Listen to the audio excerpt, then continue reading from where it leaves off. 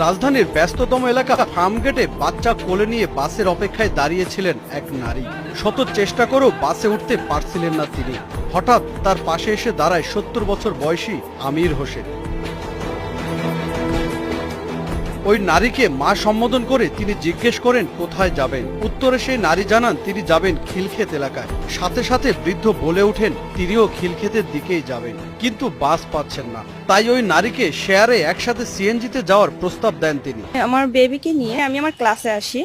তো ক্লাস শেষ করে যখন আমার বাসার উদ্দেশ্যে রওনা হই, তো ওই মুহূর্তে গাড়ির জন্য অপেক্ষা করি। উনি আর কি পিছন থেকে এসে বাচ্চারা দেখে দুষ্টুমি করতেছে। পরে বলল যে ও আচ্ছা, তো কোথায় যাবেন? তো আমি বললাম যে আমি আমার বাসা যেদিকে ওইদিকে বললাম। তো বলার পরে উনি বলতেছে আমি ওই দিকেই যাব, যে আমি তো একই দিকে যাব, তাহলে চলেন আমি অর্ধেক দিব টাকা, আপনি অর্ধেক দিন। তো আমি চিন্তা করলাম যে ঠিক আছে, যেহেতু অর্ধেক দিবা, বয়স্ক লোক